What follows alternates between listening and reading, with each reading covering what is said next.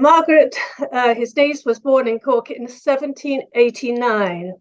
Now, Margaret's mother was formerly Mary Ann Barry, and she had three brothers, one of whom, of course, was the artist James, and her other brother, John, died young, and she had two other brothers, Patrick and Redmond.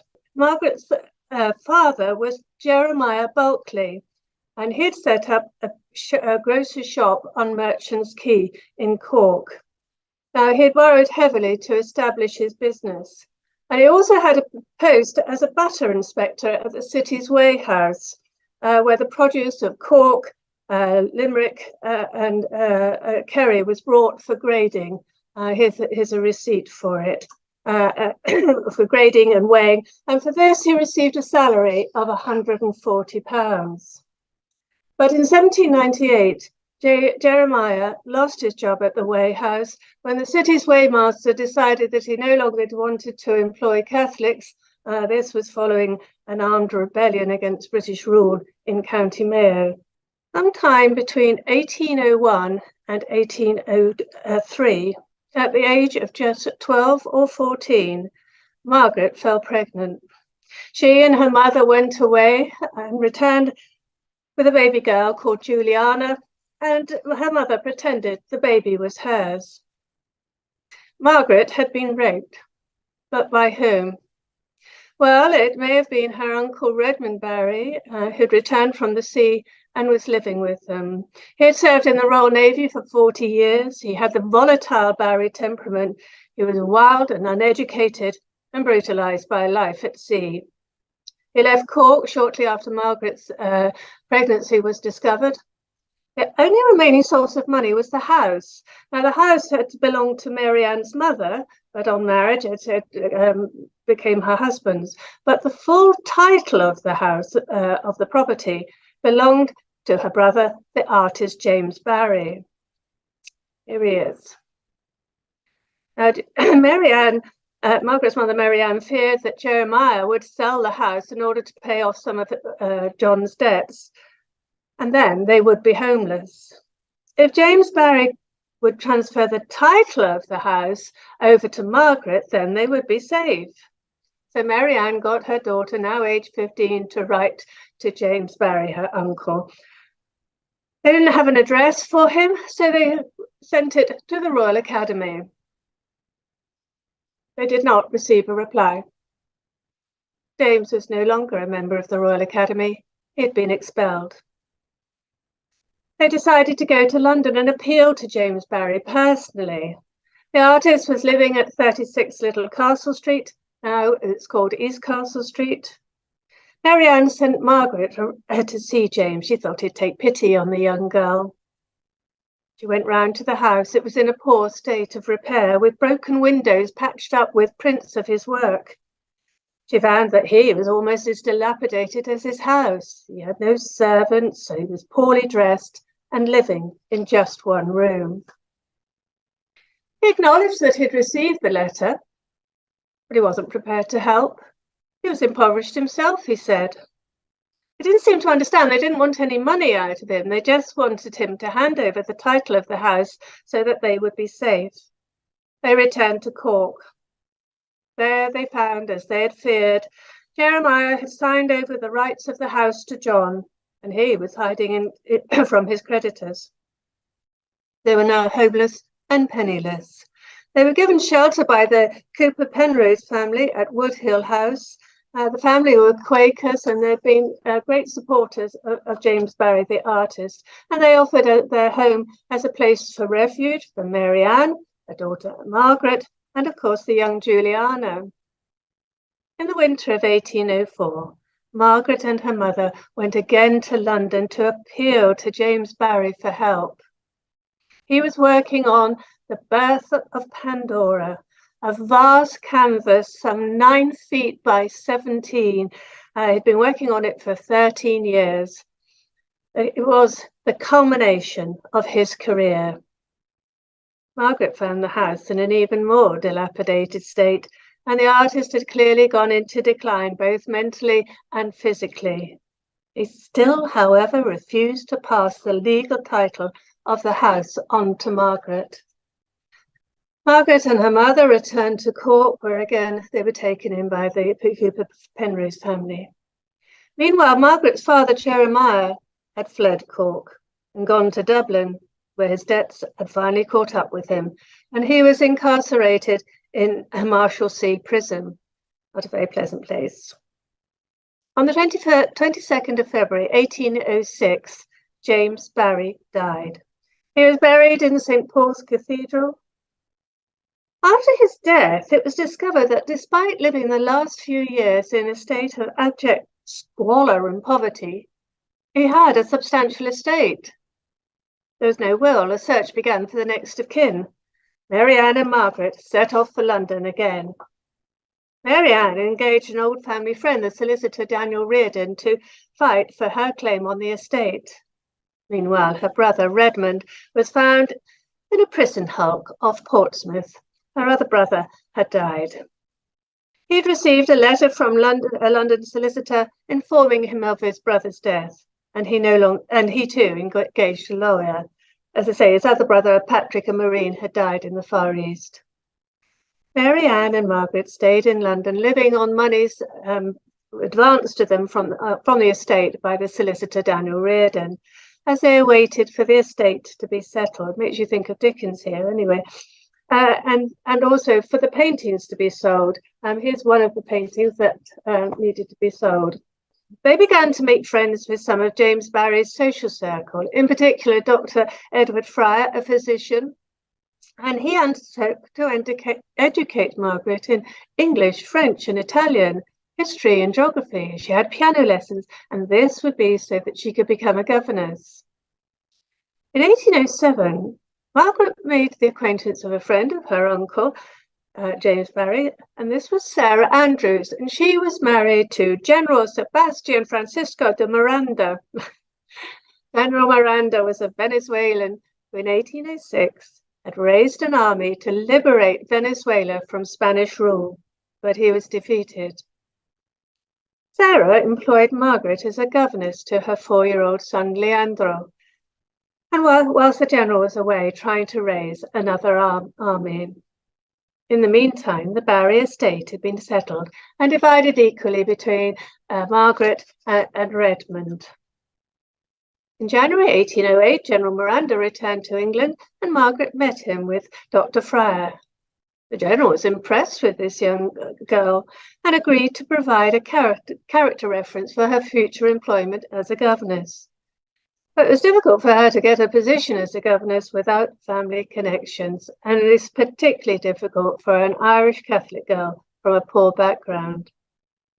In the meantime, she continued to tutor the general's young son, Leandro, and enjoyed use of the general's extensive library of some 6,000 books. That's more than Stour Head. That year, 1808, Mrs. Bulkeley received a letter from her son, John. He'd left his legal training and his wife, and he was now in the army. And as a private in the Royal York Rangers, they used to recruit from prisons and prison hulks, and he was in the hold of a ship bound for the Caribbean and was pleading for help. Mrs. Bulkeley did not reply, but Margaret did. She offered her brother little sympathy for his plight, and she suggested that to die for his country was noble. And she added, "Was I not a girl, I would be a soldier." Still in London, Dr. Fryer, Daniel Reardon, and General Miranda conceived a plan. They reasoned that if this bright young girl could disguise herself as a man, she could go to university and train to be a doctor. Once qualified, she could go and work in the newly liberated Venezuela. In General Miranda's Venezuela, men and women would be equal, and there she could practice medicine as herself. So in 1809, it was decided that Margaret should disguise herself as a man and go and train to be a doctor at Edinburgh University with the help of the Earl of Buchan. The Earl was in his late 60s. He was eccentric with progressive radical views, but more importantly, he was most influential at the university. So Margaret's disguise began. She went from wearing comfortable floaty dresses to second-hand men's clothes. Her hair was cut short in the fashionable Caesar style.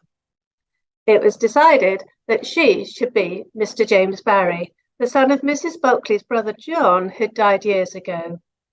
Mr. Barry would be accompanied by his aunt, her mother.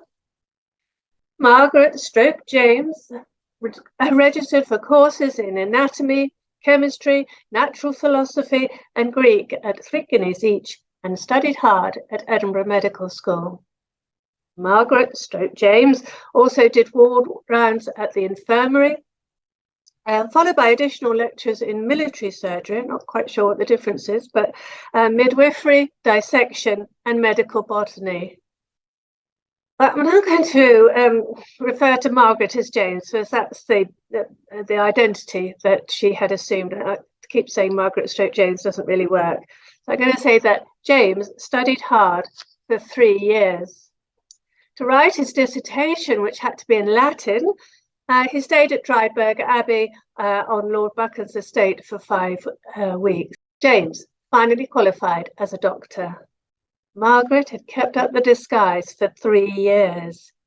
Now she could return to her true self and practice as a doctor in the newly liberated Venezuela. But her plans were thwarted. General Miranda had returned to Venezuela with Simon Bolivar to overthrow the Spanish government and free the country. But Miranda's idealism was at odds with Bolivar's authoritarianism. Simon Bolivar betrayed General Miranda. Miranda was accused of treason, handed over to the Spanish authorities, and was taken back to Spain and imprisoned in Cadiz and never released. Margaret could not now renew her life as a woman. She went back to being Dr. James Barry and decided to pursue further knowledge at St. Thomas's Hospital in London, where he studied pharmacology under the apothecary Richard Whitfield, and also surgery under the well-known surgeon Astley Cooper at Guy's Hospital. Margaret maintained her disguise, but continually feared discovery of her true identity. And perhaps it was that fear that prompted her to apply to join the army as a surgeon. She gave her age as 18 rather than her actual age of 24, but she looked only about 14. In June 1813, James's first posting was to the military hospital in Chelsea. He stayed there for 4 months, treating many wounded soldiers from the Napoleonic Wars. He wore a uniform, a red jacket, spurred boots, and carried a shiny sword. The boots had 2-inch heels to add height to his diminutive frame, and his jacket was padded out to try and give some bulk to his frame, to make him look a little bit more masculine. His next posting was to Devonport, where he stayed for 3 years. Following the Battle of Waterloo in 1815, James had many casualties requiring treatment. On the 30th of July, he saw Bellerophon sail by with Napoleon on his way to St. Helena. On the 7th of December, James was promoted to assistant surgeon to the forces and commissioned a miniature portrait of himself in his uniform. In August of 1816, James was posted to the Cape of Good Hope. Lord Buchan gave him a letter of introduction to Lord Charles Somerset, the governor of the Cape.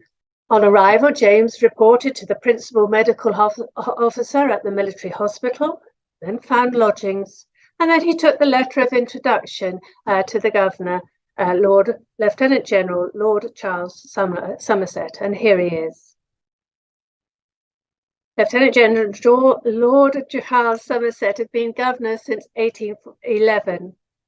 His wife, Elizabeth, had died the previous year in 1810, leaving him with 2 teenage daughters to care for. Shortly after James's arrival, Lord Charles's daughter, Georgina, was unwell. 3 doctors attended her, but she didn't improve. Lord Charles asked James to treat her. James stopped all previous medication and carried out his own treatment. Georgina recovered. Lord Somerset's admiration and gratitude were immense, and James became a close friend of the governor, plus Georgina and her sister Charlotte. Following year, James accompanied the governor and his daughters on a tour of the colony. Upon their return, Lord Somerset appointed James to be physician to his household and installed him in a cottage within the grounds of his residence. He was also appointed physician to the Vaccine Institute at the Cape, in addition to his actual job as assistant surgeon to the forces. In 1818, Lord Charles was taken ill. He probably had dysentery and typhoid. James nursed him, bathed him, and cared for him. After 18 days of personal care, he began to recover, and their friendship deepened. Now, Dr. Barry was acknowledged as an excellent doctor, but he was not an easygoing character. He was described as irascible, abrasive, and bad-tempered. Maintaining his male persona was certainly stressful, and sometimes he made mistakes in his role as a man. In 1819, James was sitting in the outer office of Government House waiting to see the governor. Also waiting there was Captain Clerta of the 15th Hussars. An attractive woman went ahead of them into the governor's office and was there for quite some time. In an attempt at masculine banter or humour, Dr. Barry said to Captain Clerta, "I say, Clerta, that's a nice Dutch filly the governor's got hold of." Clerta was horrified. It was just not done for an officer to make such personal comment about a woman, and demanded that James retract the comment. James refused and challenged Captain Clerta to a duel. Pistols were the chosen weapons. They met at dawn. The seconds inquired whether either of them would apologise or retract their statements. Neither would. They stood side on to each other. A surgeon attended. He had his instrument case open, ready to treat any injuries. The signal came, a quick flutter of a white handkerchief. Both fired. James's bullet struck Clerta on his forehead, but fortunately it was deflected by his helmet, his shako, so he was all right, but James was hit on his thigh. The surgeon rushed forward to treat him. First, he needed to cut away his breeches. James panicked. He insisted on binding the wound himself back in his cottage. Fortunately, it was only a flesh wound. A major injury would have required treatment by a doctor immediately, and thus it would have been discovered that he was not a man. In 1820, Lord Somerset returned to England on leave. General Dawkin was appointed as governor in his absence. Shortly afterwards, a Royal Naval vessel arrived from Mauritius with the news that there was cholera on the island.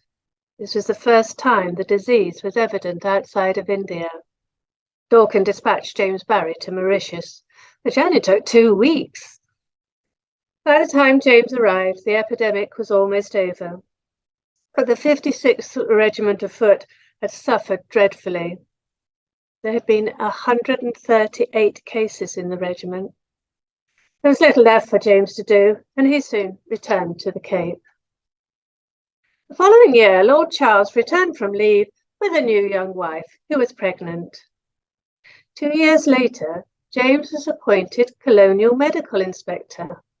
He was now responsible for civilian hospitals, plus the Department of Lepers, the prisons, the lunatic asylum, the impoverished sick, plus control of drugs and medicines, He was also responsible for quarantine regulations and certifying the qualifications of surgeons, midwives, and apothecaries. James inspected the leper colony and reported that the medical treatment of lepers is so entirely neglected that, as far as I can learn, no attempts to care for the lepers have been made. They were hungry, they received inhumane treatment, and were forced to labour in the gardens. On the 1st of June 1824, a notice appeared on a bridge. A person living at Newlands makes it known, or takes this method of making it known to the public authorities of this colony, that on the 5th of May he detected Lord Charles, I'll leave you to read that bit, accusations of a sexual relationship with the governor. Such acts were not only illegal, but punishable by death.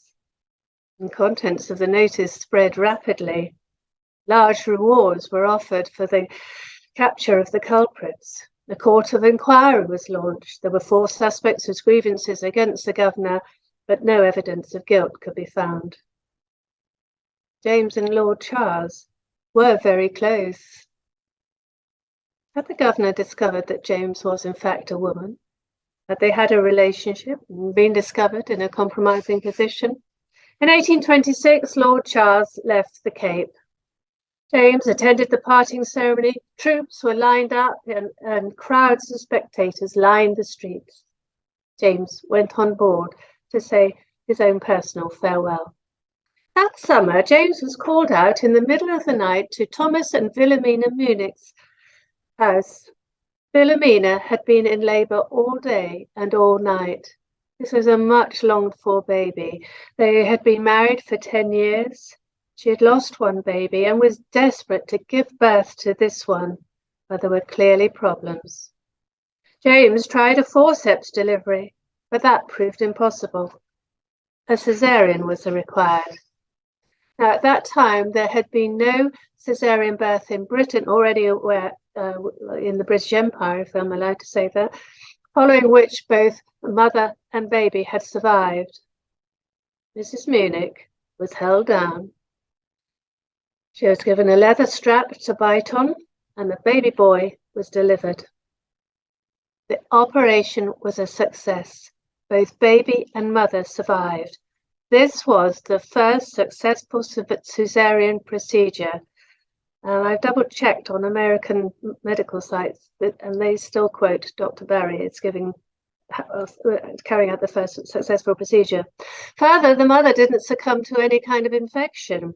James's strong views on hygiene, he advocated clean hands and clean instruments, that's a good idea, may well have been a contributory factor. The Munichs offered him a large fee. James refused it, but said if they wished to thank him, they could name the boy after him. And so the baby was christened James Barry Munich, and James was a godfather. As a gift, James gave them his miniature portrait. And the name James Barry continued in the family. And in 1924, it was the name of the Prime Minister of South Africa. James was now 37, but he still looked much younger. He'd already told people that he was born in 1799, taking 10 years off his actual age. But his youthful appearance did attract notice. In the absence of Lord Charles, James was lonely. He began writing a paper on a cure for VD, the perennial curse of all garrison towns. The treatments used at the time were just too horrendous to detail, but his interest in botany gave him a focus for a new treatment. On the 22nd of November 1827, James was promoted to full staff surgeon in the equivalent rank of major, and his salary doubled. James had been at the Cape for 12 years. Under his tenure, there were noticeable improvements in the health and the care of the lepers, the insane at Somerset Hospital, the prisoners in the Tronc. He implemented a full vaccination program, and he also instigated improvements in sanitation and water systems. In August 1828, James was posted to Mauritius. There were 1,500 men and officers in the garrison, plus 500 wives and children to care for. Dysentery was endemic on the island. A year later, James received news that the Earl of Buchan had died, aged 86. There was worse to come. James heard that Lord Somerset was dangerously ill. Without warning or seeking any kind of permission, James abandoned his post and caught the next ship sailing for England to go and care for Lord Somerset. Lord Charles was aged 62, and by the time James reached England, he was unable to walk very far because of shortness of breath. His feet and lower legs were swollen. James took care of Lord Charles, but his brother decided that a second opinion was required and brought in Sir Henry Halford, who advocated travelling to Bath to take the waters. James disagreed, but of course he was overruled by the more senior doctor, and the treatment didn't help Lord Charles anyway. 2 weeks later, James persuaded Lord Charles to go to the seaside for some fresh air and seawater baths, and so they went to Brighton, which of course was the height of fashion at the time, a favourite of George IV. Lord Charles died a week later at the Bedford Hotel. James had lost not only a friend, but a man who'd been his benefactor, protector, surrogate father, maybe more. On the 25th of April 1831, James departed for his next posting and sailed for Jamaica. He arrived at Kingston on the 12th of June 1831. He was stationed at Upart Park, which was just 2 miles inland from Kingston. Jamaica was not a healthy place. There were many cases of yellow fever and malaria, for which, of course, at that time there was no cure. The garrison lost 300 men a year. That was 10 times more than James Barry had experienced at the Cape. 300 men a year from illness. Well, James settled into the military and medical and social life of the island. He was invited to dinners at the governor's residence, where it was reported he told outrageous stories and portrayed himself as quite a lady killer, always attaching himself to the finest, best-looking women in the room. This was perhaps to keep up the disguise that he was a man, for at barely 5 foot tall, with smooth skin and the high-pitched voice of a woman, he needed to keep up the pretense. He was considered somewhat eccentric. He didn't drink. Instead, he drank milk, and he only ate fruit, and he kept quite a menagerie of pets. He continued to be irritable and impatient and quarrelsome with those in authority over him, particularly with those in authority. And in Jamaica, he took on a new servant, a manservant, a young black soldier of the West Indian Regiment called John. And of course, not only at the time, John would stay with him for the rest of his life. In February 1835, James departed for his next posting to St. Helena, but first sailed to England. James is certainly open to criticism for the care of his mother. She had sacrificed everything to enable him to become a doctor, and there's no record of him helping her financially in any way. And in fact, he'd cut off all ties with her in 1813. Now, Mrs. Bulkley was well known in Cork. Her admission to the workhouse was printed in the local paper that was copied on to other papers in Ireland and even in newspapers in England. Did James read about her situation in the newspaper? Did he get her release? If he did, was it as Dr. Barry or as her daughter Margaret? Well, perhaps he did, for shortly afterwards she left. Was recently released from the workhouse, one of the very few to do so. Once you were there, you didn't leave. And she said she returned to England. Now, on the 19th of April 1836, James sailed for St. Helena. Where on earth is St. Helena? I found it on a map. There it is, in the middle of the South Atlantic. A passenger on board was found to have smallpox. The disease began to spread. Curse of the 19th century. Now, the ship couldn't dock at St. Helena with such contagion, as there were no quarantine facilities on the island, and so it was diverted to the Cape. At the Cape, passengers were stripped and sponged with vinegar or sodium hypochlorite, clothes with fumigated chlorine gas. James was fortunate that he was allowed to sponge and dress himself in private, and so still able to maintain his disguise. At the Cape, all passengers and crew were taken ashore where the confinement began. James had lost everything, all his uniforms, his civilian clothes, his books, his papers, all personal possessions were gone, including those 3 pillows which bulked out his jacket to make him look, give some masculine bulk to his body. It was 2 months before James finally sailed for St. Helena, where he was met in Jamestown by Dr. Hopkins.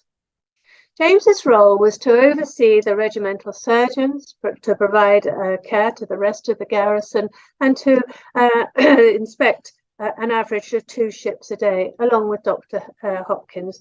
There were about 5,000 people under his care. This was a poor island, and the wages were low, and slavery was still enforced. James inspected the 91st Highland Regiment Hospital and found it clean and well arranged. But the civil hospital was quite different. Conditions were utterly unacceptable. Once again, James clashed with those in authority. The governor didn't want to spend any money on the medical care of civilians. James was oblivious to the politics of it. He was just concerned about the health and welfare of the sick. So James was soon in dispute with the commissary. He asked for medical supplies. This was refused. So James wrote to Lord Pennell, the Secretary of State for War and the Colonies, bypassing both the governor and the St. Helena authorities, wrote to him to complain. So that on the 20th of November 1836, James was arrested and charged with conduct unbecoming and the character of an officer and a gentleman. At his court-martial, James conducted his own defence.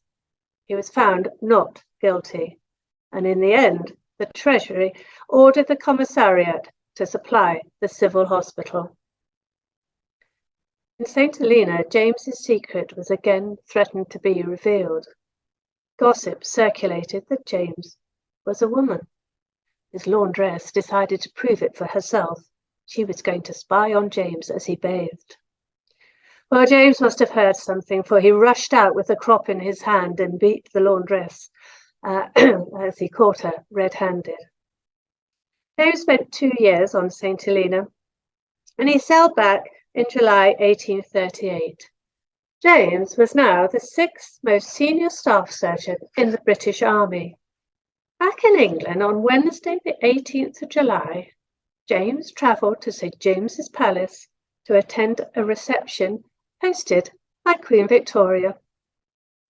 Here was this poor Irish girl, now a woman of course, in the company of various members of the European royalty and nobility, plus generals, admirals, clerics, lords, knights, all of them waiting to be presented to the Queen, along with Dr. James Barry or Margaret Barclay.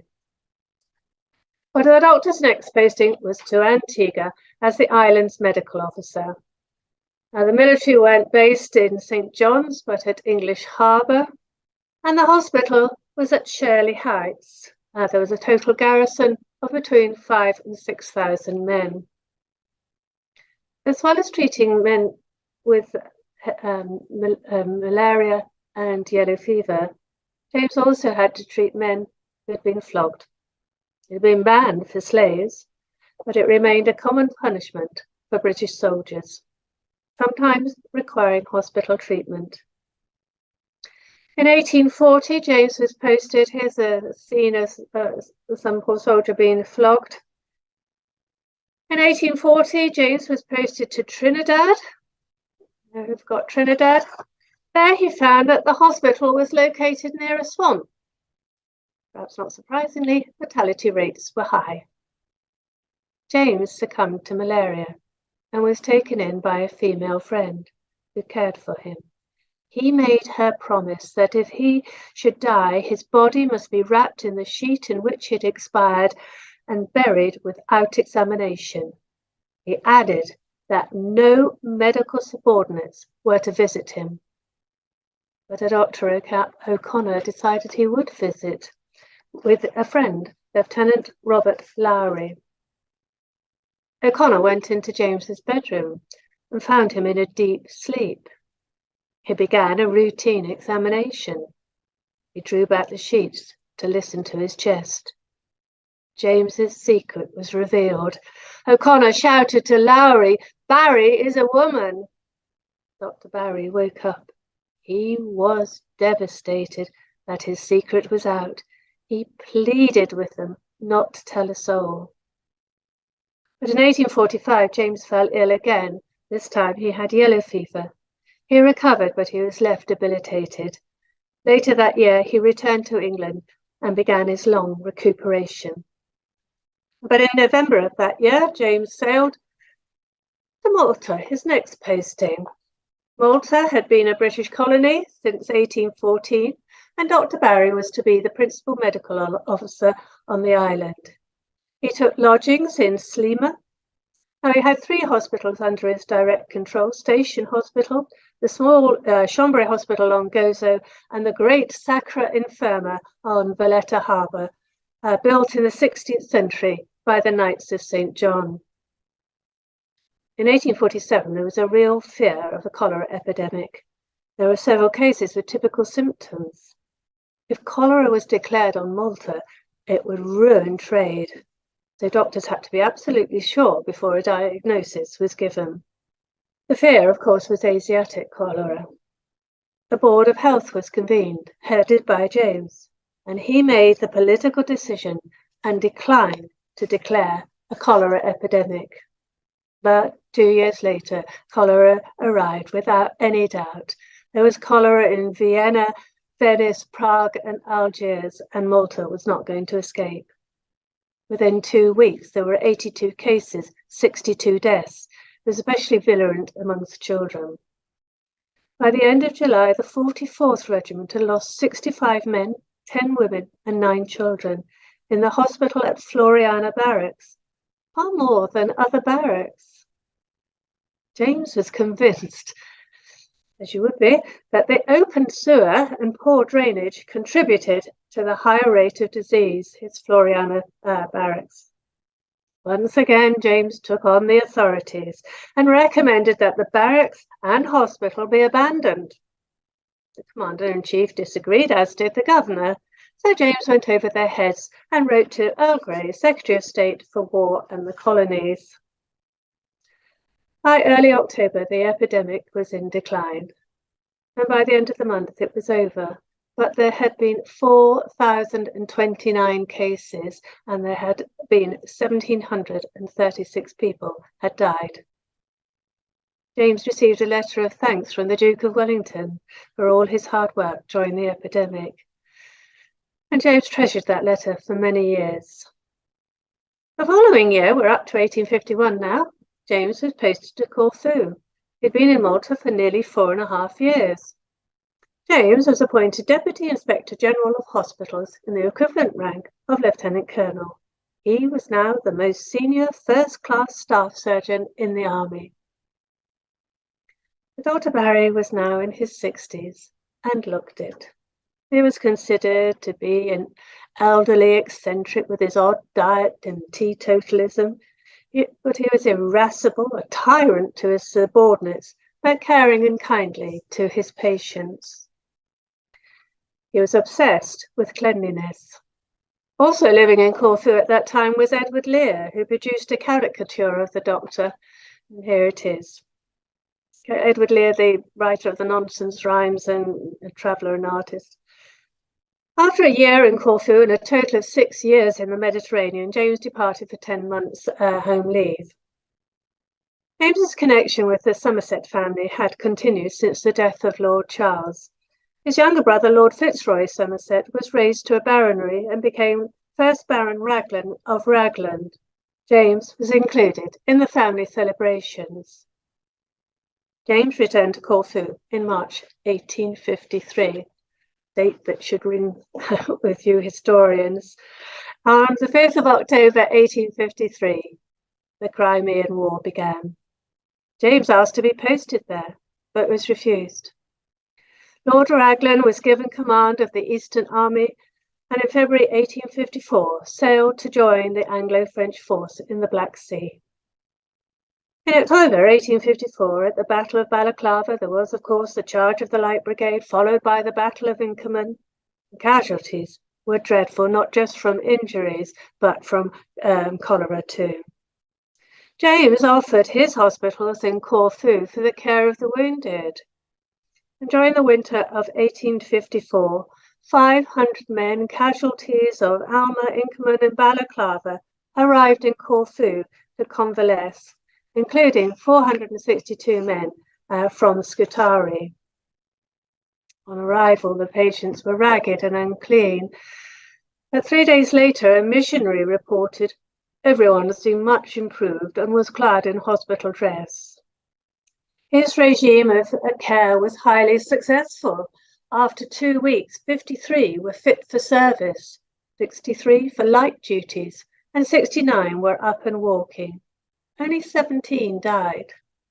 This is testament to James's management and commitment to hygiene and excellence as a doctor. James decided to go to Crimea himself and see the conditions for himself. He went to Scutari, where Florence Nightingale was administering to the sick and wounded. Anyway, when James arrived, it was a hot and sunny day. And as he rode across the parade ground, he noticed a young woman walking towards them. And despite the heat of the sun, she wore only a simple cap, which in James's opinion was quite inadequate. He scolded her harshly for being out in the sun without a hat, subjecting her to a long lecture in front of a group of onlookers. The young woman, of course, you could guess, was Florence Nightingale. She recalled, "He behaved like a brute, the most hardened creature I ever met." He didn't stay long in Scutari. He probably wasn't welcome. He sailed on for Crimea. He'd been an army surgeon for many years, but he'd never seen a real war. Balaclava had been a nondescript village by the sea, but after a year of military traffic, it was now a scene of mud, hovels, disease, and despair. It was another 8 miles to the front at Sevastopol, where the army held the line. Oh, incidentally, it was between Balaclava and Sevastopol that Mary Seacole worked with sick and wounded soldiers, earning the sobriquet, the Creole with the tea mug. James went to the front line. He found the camp hospitals undersupplied and overstretched. He spent 3 months working there. He left in January as the war was coming to an end. In March, a peace treaty was signed, and James returned to Corfu. But on the 23rd of June, 1857, James left the island. And when he left, the hospitals in Corfu were in a better state due to the improvements that he had made. James's next posting was to Montreal. He arrived on the 3rd of November, 1857, a very cold introduction to a Canadian winter. He took lodgings in Sherbrooke Street. He was promoted to Inspector General of Hospitals in Canada, an equivalent rank of Brigadier General. There he fought for better food, sanitation, and proper medical care for soldiers and their wives. Up to that point, the wives were excluded. In February 1859, James was ill with bronchitis. He was now age 70. He applied to be temporarily relieved of his duties. He returned to England, accompanied by his manservant John. He arrived in Liverpool. Back in London, he was ordered to appear before a medical board, after which he was relieved of his post due to ill health and was put on half pay. James appealed against the decision, but was turned down. When James recovered his strength, James went to Jamaica on holiday, taking John, his servant, with him. He stayed at one of the army camps in Kingston And then he had a photograph taken. Here he is on the right-hand side with John, his servant. James returned to England and settled in London. With little income, James found himself in reduced circumstances and rented a room in Marylebone. On the 24th of July, 1865, James fell ill. He had endemic diarrhea, maybe cholera. He died the following day, aged 76. Dr. Barry had stated he wished to be buried in the bed linen in which he died, but his wishes were ignored. His landlady brought in a charwoman to wash the body and lay it out for burial. The fire bishop pulled back the bedclothes and began to wash the body. And what was more, there were distinct striations on the skin of his belly. She had marks like that herself. They came from childbearing. I think we call them stretch marks now. And thus the secret was out. Sophia Bishop was not paid for her work, so she went to see Dr. Barry's own doctor, Dr. McKinnon, and confronted him with her discovery and demanded payment for keeping the secret. Dr. McKinnon refused. He refused to be blackmailed, and so the woman took her story to the press. The public was shocked to hear that this renowned and respected doctor who'd served in the British Army for over 40 years was in fact a woman. Seeking to suppress the scandal, the British Army sealed all records relating to Dr. James Barry, not for 10 years, not for 20 years, but for 100 years. The funeral was on the 29th of July at Kensal Green in northwest London.